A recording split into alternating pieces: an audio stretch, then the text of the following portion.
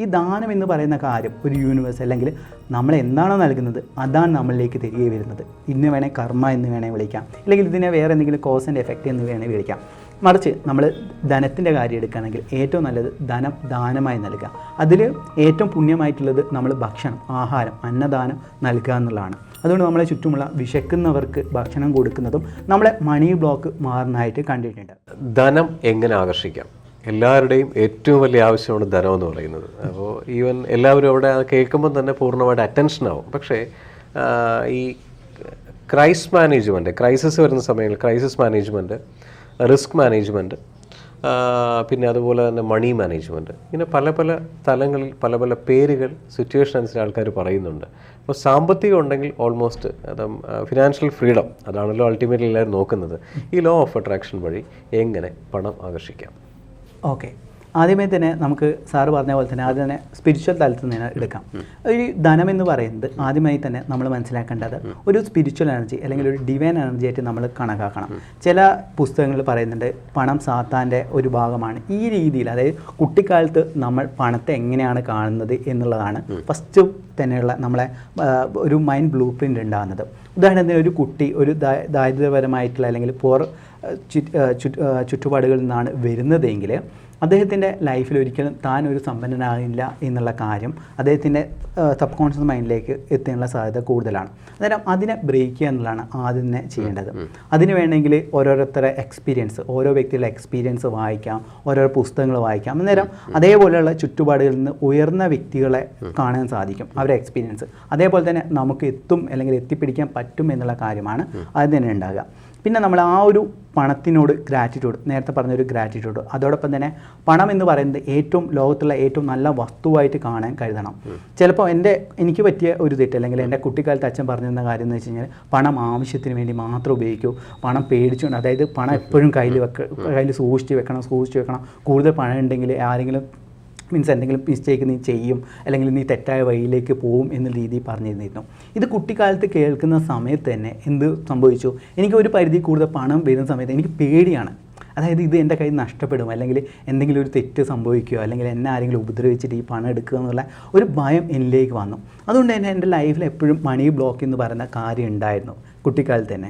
അന്നേരം നമ്മൾ ഈ ലോ ഓഫ് അട്രാക്ഷൻ അല്ലെങ്കിൽ മൈൻഡ് പവർ, അതോടൊപ്പം തന്നെ ഓരോ വ്യക്തികളുടെ ജീവിതം വായിക്കുന്ന സമയത്തും, ഇപ്പോൾ റോക്കഫെല്ലർ അല്ലെങ്കിൽ റോക്കഷീൽഡ് എന്ന് പറഞ്ഞ അവരുടെ ലൈഫിൽ നോക്കുന്ന സമയത്ത് ഒന്നും തന്നെ ഇല്ലാത്ത അവസ്ഥയിൽ നിന്ന് അത്രയും വലിയ ബില്യനേഴ്സായി അല്ലെങ്കിൽ ലോ നിയന്ത്രിക്കുന്ന ഓരോരോ ഓർഗനൈസേഷൻ ആയിട്ടാണ് അവർ മാറിയത്.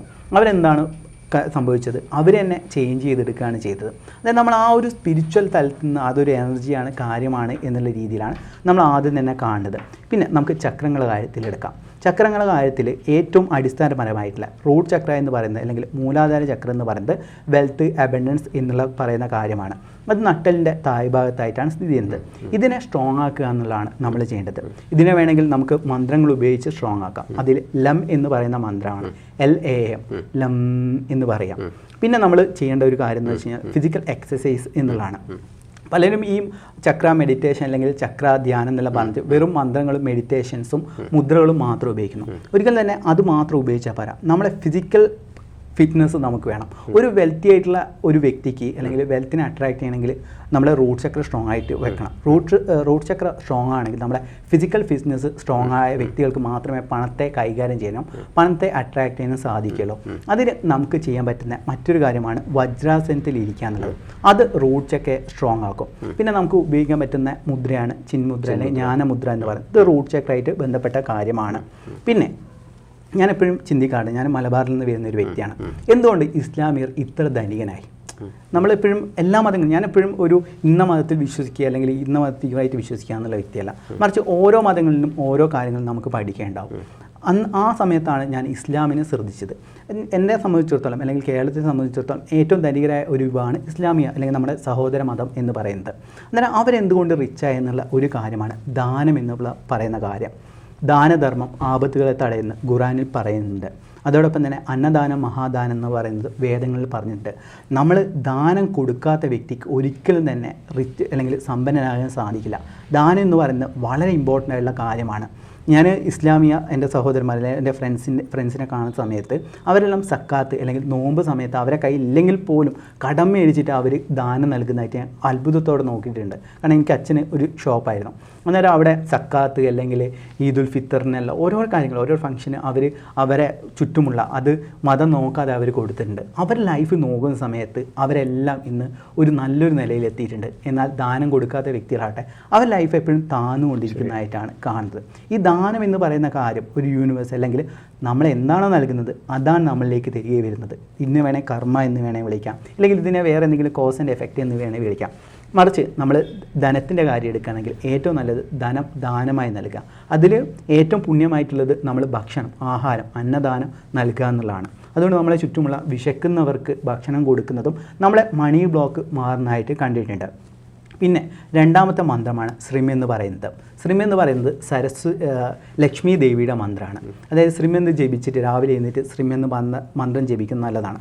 നമ്മളെ യൂട്യൂബ് ചാനലിൽ തന്നെ അല്ലെങ്കിൽ നമ്മളെ ക്ലാസ്സുകൾ അറ്റൻഡ് ചെയ്യുന്ന വ്യക്തികൾക്ക് ഈ ഒരു മന്ത്രം പറഞ്ഞു കൊടുത്തിട്ട് വെൽത്ത് അട്രാക്ട് ചെയ്യുന്നതായിട്ട്, ലക്ഷ്യങ്ങൾ അട്രാക്ട് ചെയ്യുന്നതായിട്ടുള്ള കുറേ സ്റ്റോറീസ് നമ്മളെ യൂട്യൂബ് ചാനലും നമ്മളെ ഗ്രൂപ്പുകളിലും തന്നെ ഷെയർ ചെയ്തിട്ടുണ്ട്. കാരണം ശ്രീം എപ്പോഴും അബൻഡൻസിൻ്റെ ഒരു മൂലമന്ത്രമായിട്ടാണ് കണക്കാക്കുന്നത്.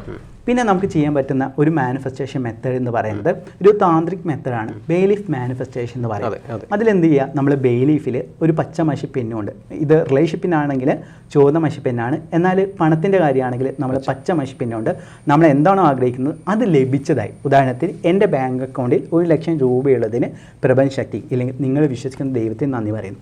ഇതൊരു കറക്റ്റായിട്ട് ഫീലിങ്ങോടെ കൂടെ നമ്മളത് പറയുകയും അതിനുശേഷം എന്ത് ചെയ്യുക, ഇത് യൂണിവേഴ്സിലേക്ക് അതായത് പഞ്ചഭൂതങ്ങളിൽ ലയിപ്പിക്കുക എന്ന് പറയും, ഒന്ന് കത്തിക്കുന്നത്. ഇതാണ് പണ്ടുകാലങ്ങളിൽ ഹോമങ്ങളും കാര്യങ്ങളിലും എന്താണ് ചെയ്തത്, ഓരോ ഗിഫ്റ്റുകളും ദൈവത്തിന് ആ പഞ്ചഭൂതങ്ങൾ ലയിപ്പിക്കാനാണ് ചെയ്യുന്നത്. അതേപോലെ തന്നെ നമ്മൾ കത്തിക്കുകയാണെങ്കിലും വളരെ അധികം മാനിഫെസ്റ്റേഷൻ ടെക്നിക്കായിട്ടാണ് അല്ലെങ്കിൽ മാനിഫെസ്റ്റേഷൻ കാര്യമായിട്ടാണ് എനിക്ക് ഫീൽ ചെയ്തത്. ഇത് പറഞ്ഞു കൊടുത്തിട്ട് പലർക്കും റിസൾട്ട് കിട്ടിയിട്ടുണ്ട്. നമ്മളെ യൂട്യൂബ് ചാനലിൽ തന്നെ കിട്ടിയിട്ടുണ്ട്. പിന്നെ നമുക്കിപ്പം വെൽത്ത് എന്ന് പറയുന്നത് മാനേജ്മെൻറ്റ് എന്ന് പറയുന്ന തലത്തിലേക്ക് നോക്കണം. ഇതിനെ ഞാൻ മനസ്സിലാക്കിയ ഒരു കാര്യം എന്ന് വെച്ച് കഴിഞ്ഞാൽ 25% റൂൾ എന്ന് പറയുന്ന കാര്യം ഞാൻ മനസ്സിലാക്കി. അതായത് ഞാനങ്ങനെ വായിച്ചുള്ള അറിവില്ല, എൻ്റെ തന്നെ എക്സ്പീരിയൻസുള്ളതാണ്. അതായത് 25% എന്ന് പറയുന്നത് നമുക്ക് കിട്ടുന്ന ധനത്തെ 25% 4 ക്വാഡ്രൻറ്റ് അല്ലെങ്കിൽ 4 കളങ്ങളിലായിട്ട് വരയ്ക്കാം. നിങ്ങളുടെ കയ്യിൽ ഒരു പേപ്പർ എടുക്കാം, എന്നിട്ട് 4 കോളങ്ങൾ വരയ്ക്കാം. ആദ്യത്തെ കോളത്തിൽ നിങ്ങൾ FD അഥവാ ഫിക്സ്ഡ് ഡെപ്പോസിറ്റ് എന്നുള്ള രീതിയിൽ വെക്കുക. അത് നിങ്ങളെ കിട്ടുന്ന ധനത്തിൻ്റെ ഒരു 25% നിങ്ങളെ കയ്യിൽ നിന്ന് ഒരു തുക വെക്കുക. അത് ഫിക്സ്ഡ് ഡെപ്പോസിറ്റ് ആണ്. അതൊരിക്കലും നിങ്ങൾ പെട്ടെന്ന് ഉപയോഗിക്കാൻ പാടില്ല. നിങ്ങളുടെ ഒരു റിട്ടയർമെൻറ്റ് പ്ലാൻ അതായത് വാർദ്ധക്യ സമയത്ത് ഉപയോഗിക്കാം, ഇല്ലെങ്കിൽ നിങ്ങളുടെ മക്കളുടെ കല്യാണം ഇല്ലെങ്കിൽ വിദ്യാഭ്യാസത്തിന് വേണ്ടിയിട്ട് ഉപയോഗിക്കാം. പിന്നെയുള്ള 25% എന്ന് പറയുന്നത് നമ്മൾ എമർജൻസി ഫണ്ട് എന്നുള്ളതാണ്. എന്തെങ്കിലും രീതിയിൽ ഹെൽത്ത് കേസ് വന്നു അല്ലെങ്കിൽ എമർജൻസി ആയിട്ട് ബിസിനസ്സിൽ തകർച്ച വന്നു, അന്നേരം നമ്മൾ നമുക്ക് കിട്ടുന്ന ധനത്തിൻ്റെ 25% നമ്മൾ അതിലേക്ക് മാറ്റി വെച്ചു. അത് നമുക്ക് നാളെ എന്തെങ്കിലും ഒരു എമർജൻസി ആയിട്ട് വേണമെങ്കിൽ ഉപയോഗിക്കാൻ സാധിക്കും. പിന്നെയുള്ളതാണ് ഈ കാര്യം ഇൻവെസ്റ്റ്മെൻറ്റ് എന്ന് പറയുന്നത്. അതായത് നമുക്ക് പണത്തെ ഇൻവെസ്റ്റ്മെൻറ്റ് എന്ന് പറയുന്നത് ബാങ്കിലേക്ക് നമുക്ക് ഇൻവെസ്റ്റ് ചെയ്യാം, ഷെയറിലേക്ക് ഇൻവെസ്റ്റ് ചെയ്യാം, അതായത് ലാൻഡിലേക്ക് ഇൻവെസ്റ്റ് ചെയ്യാം. ഇൻവെസ്റ്റ്മെൻറ്റ് ചെയ്യുന്ന സമയത്ത് നമ്മൾ ശ്രദ്ധിക്കേണ്ട ഒരു കാര്യം, മാസമോ അല്ലെങ്കിൽ വർഷമോ നമുക്ക് തിരികെ അതായത് അതിൻ്റെ ഇൻട്രസ്റ്റ് ലാഭം കിട്ടുന്ന രീതിയിലുള്ള കാര്യത്തിലാണ് നമ്മൾ ഇൻവെസ്റ്റ് ചെയ്യേണ്ടത് എന്നുള്ളതാണ്. പിന്നെ ലാസ്റ്റ് ക്വാഡ്രൻറ്റ് എന്ന് പറയുന്നത് ഈ ഡെയിലി എക്സ്പെൻസ് എന്ന് പറയുന്ന കാര്യമാണ്. അത് ദിവസവും മാസവും ചെയ്യുന്ന വരുമാനത്തിൻ്റെ ഒരു പെർസെൻറ്റേജ് വെക്കുക. അന്നേരം എന്ത് ചെയ്തു, നമ്മൾ ഇവിടെ മണി മാനേജ്മെൻറ്റ് എന്ന് പറയുന്ന കാര്യമാണ് ചെയ്തിരിക്കുന്നത്.